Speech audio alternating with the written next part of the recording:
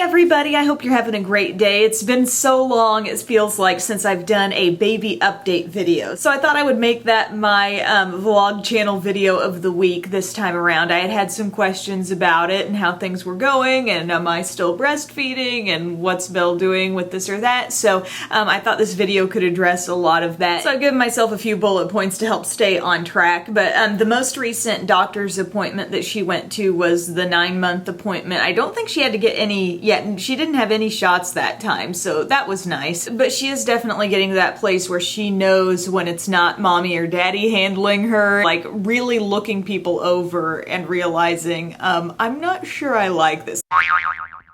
It doesn't happen everywhere, but I think when you pair an unfamiliar person with an unfamiliar environment, you can kind of start to see the wheels turning a little bit more in her head and a little more fear kicking in. Definitely seeing that more now than when she was just a little baby, so that's interesting. But the doctor's appointment went well. She is just a little thing, really, for her age, it seems like. She's 9.5 months old and she's still wearing a lot of 3 to 6 month clothes. According to my mom, that's pretty much the way I was when I was a little baby. She's still gaining weight and everything. She's just short. But it of course feels like an amazing thing to leave the doctor's appointment and hear that, you know, your baby's doing great, she's healthy, and just checking out with a good report. Never take that for granted. I mean, I'm still looking at the kid thinking, she came from me and she's got like the right amount of arms and legs and fingers and toes. Like, how does this happen? It's still fascinating. I guess a big health milestone that is happening now are the teeth. I don't know if she even had any teeth the last time I vlogged, and the first two to start to come in were the bottom two in the middle, and I think that was maybe around the 8-month mark when that started happening. But it's just crazy how long you see them go through this teething process. You can tell there's discomfort and so much drooling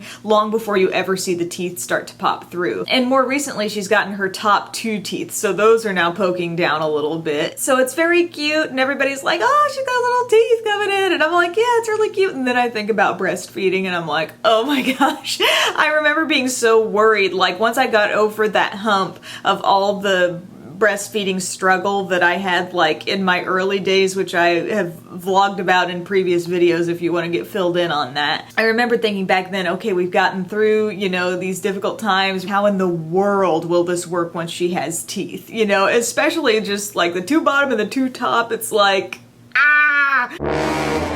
I just could not wrap my mind around how that works, but amazingly it does. I don't get bit too often, but I am still breastfeeding. I've never stopped, and according to our doctor, that should be her main source of nutrition up to a year, but we are working in the solids and everything. But I have gotten bitten a few times. Sometimes it will happen like when she's nursing and she's toward the end and she's just still kind of there, and then you feel this little nip and you're like, ah, no, don't do that. Like, I don't even know what to say or how to deter this. Actually, just a few days ago, she was really energetic, but she was still wanting to eat, and so started nursing her, and right when she latched on, she bit. She friggin' chomped. And I know you guys are probably like cringing, like, ugh, and I tell Tyler this stuff and he's like, oh my gosh. But I tell you, my nipples survived a lot from the early days of breastfeeding, and they can make it through this as well. And the vast majority of the time, there is no issue with this. I really think it's just a matter of her getting used to having teeth in her mouth. She's never had teeth before. But one thing that I found kind of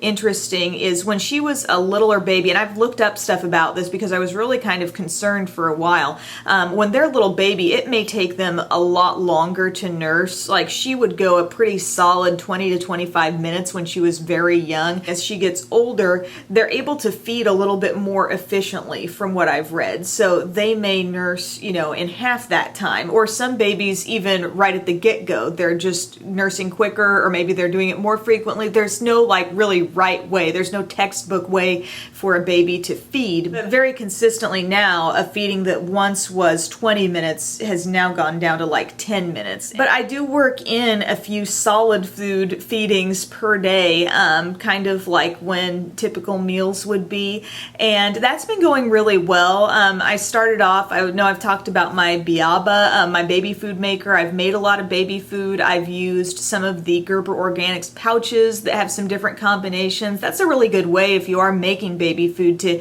kind of get some ideas of what things work together. I chose to start with all the soft stuff stuff and just kind of work in more texture, and then just slowly working in those things that have a lot more texture, things that she can pick up with her fingers, like small pieces of fruit, like little piece of banana, or I've even given her chicken and, you know, green beans, and just little things where I'm really watching her closely as she eats them to make sure they go down, and sometimes they don't. Sometimes she just wants to chew on them and then they kind of spit back up, but she's been pretty good about accepting such a wide range of foods and textures. So I've been really happy with that, just to get some bulk in her, you know, to get her something that I know she's taking down for sure. I give her some pureed stuff in each feeding, and then we kind of play around and have fun with things that are more like just normal food. Moving around. She is moving so much more. At the 7-month mark, she was not really interested in crawling. I remember she really enjoyed having somebody hold her in a standing position, and I was just getting this sense that she was going to prefer standing over crawling. And actually, before she ever started crawling, she was pulling up to things. After that 7-month time, she was pulling up to the ottoman, pulling up to the bookcase, just pulling up to the outside of her eggs or saucer, just anywhere. But then before we knew it, the crawling started to take shape, and she didn't even have a very long like scooting period. You know, like a lot of babies will scoot around with their stomach on the ground, kind of army crawl style. She just really went right into the crawling after the pulling up started happening. So it's interesting how no two babies probably follow the exact same pattern, but she moves, and she moves quickly. And I tell you what, we've got to keep an eye on her because she's wanting to explore. She's wanting to go everywhere in the house, it seems.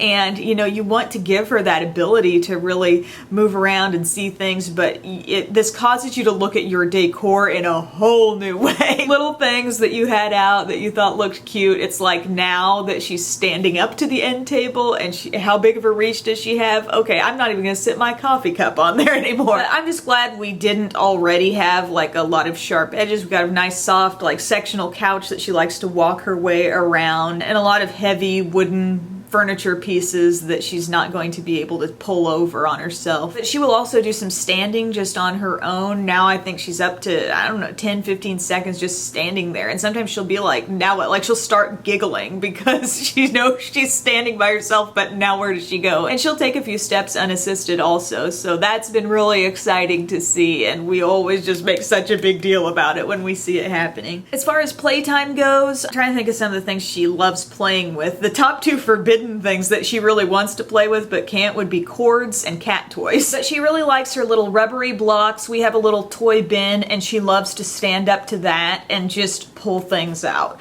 Just go one thing at a time and just pull it out and like hand it to me. Kind of like at her bookshelf. She loves just taking the books, pulling them off the shelf, and sometimes she'll like hand me one and then sit down right on me and we'll read it. But books are definitely one of her favorite things. Like if she's fussing and we're not sure why, reading a book is one of the things that will quickly take her out of it. She loves especially any books with flaps that she can lift. She loves turning the pages now. She's starting to chase Baker, or Cupcake. Baker's her nickname.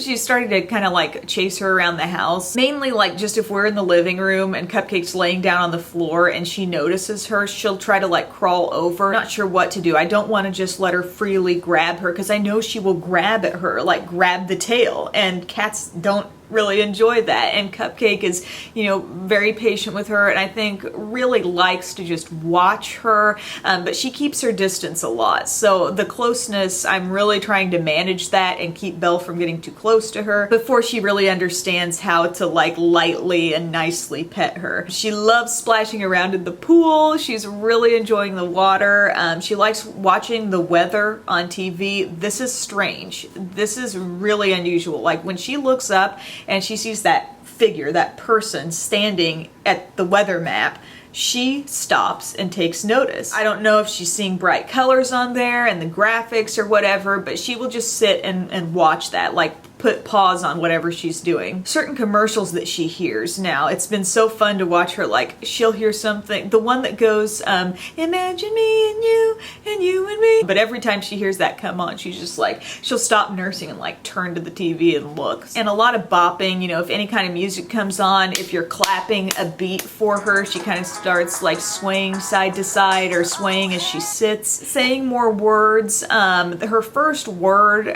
was quite a while ago. I think I probably talked about this in a past video, but she was saying hi and hey, dada, or just stringing that along like da da da da da, or da da ya ya ya ya. And then finally I started to hear some mamas thrown in there too. Yes. A little bit of a challenge that we've come across, and this started to happen around, I think, 7-ish months for her, has been some changes in the sleeping. And I've read about how after 6 months there can be a little bit of a sleep regression, and she was to a place where she was completely sleeping through the night at 6 months time, and then she did start waking up a little bit more. I would say around 8 months it was probably at its worst, because for a couple weeks there she was waking up like a couple times in the night, and we got lucky because she has spent a lot of time sleeping through the night. We went months and months with that happening. So I know a lot of people have it worse than this, but once going from that to like waking up a couple times in the night was kind of a shock to my system. And I know teething could have played a role with that. Transitioning out of the rock and play to a crib setting, you know, that's a big change as well. Simply just being hungry, or as the commercial says, maybe they just missed you. It's a lot of factors, I think, going into it. And now she's back to just waking up usually one time in the night, and that's cool with me. Nurse her, she goes right back down. She's good about going back to sleep and not being hard to put back down after she eats. I feel like I talked forever, but I did just have a lot of updates to share. As far as me, I feel like I'm just getting in more of a groove all the time. You know, working from home and having a baby is so tough. And the more active she gets, the more mobile she gets, I think the more tired I get. But I really have gotten into a groove of, in the morning hours during her morning nap, which is what's happening right now, that's when I try to shoot my videos, and I can edit. Sometimes if she naps in the afternoon, afternoon naps are pretty inconsistent. Sometimes they're just very short, so I can't really count on that for work time. But a lot of times I'll do some editing in the evenings, or, you know, if I don't need to be shooting a video on a particular day in the morning, I'll just wake up and start editing then. The whole idea of sleeping when she sleeps, 9 times out of 10, that's something I can't get away with if I want to actually accomplish something here at home. But I always say thank goodness for Tyler, because he is, you know, up right now downstairs. Should she wake up, he can, you know, grab her and deal with her. And when he comes home from work in the evenings, you know, he's there to play and do things while I need to get some other things done. So it's such a partnership. It's such teamwork, really. And I just feel like we're learning more all the time, no matter the books you read, the websites and blogs you read, the people you talk to. The thing I've learned about parenthood is that you will learn it for yourself as you go, and there's nothing that compares to just going through that experience yourself. There's nothing that resonates with you like doing it. At least that's the way I feel. What I think every mom needs is someone who they can talk to, who's not going to try to fix all their problems, and who's not going to try to diminish the problem that they might be dealing with, you know, but just to be a good listener. For me, my mom has been that person. Like, she's raised 3 kids, and I feel like she could, you know, if she wanted to, she could say, well, I did it this way, and, you know, this is the way to go, and blah, blah, blah, blah, blah, and give me all kinds of advice. But for some reason, there's something in her that knows I just need someone to listen and just hear me out. And she's given me so much support. If I feel like I just need to carry on and complain about something, she lets me do it with no judgment. And just knowing that there's people out there, and I know Tyler's the same way, who have confidence in you, who believe that, you know, you're doing it right and you're doing a good job. As a mom, I think you really need people like that in your life, and Pup is the same way to me. Just, you know, very encouraging. Just think, when you're entering uncharted territory, when you're doing things that you've never done before, having those people in your life who just have, without a doubt, confidence in you, who aren't like, oh my gosh, are you doing this okay? Are you doing that okay? It's like they're just sitting back and saying, you know, you got this. I have confidence and faith in you, and I'm here for you if you need to talk. And that really just has been everything to me. I hope this was helpful to anyone who's maybe got a little one on the cusp of 8-9 months and wants to know what kinds of things to expect. Every baby's different, but this is just what's going on in this house. So thank you again, and I'll see you later. Bye. Bye-bye. Bye-bye. Oh.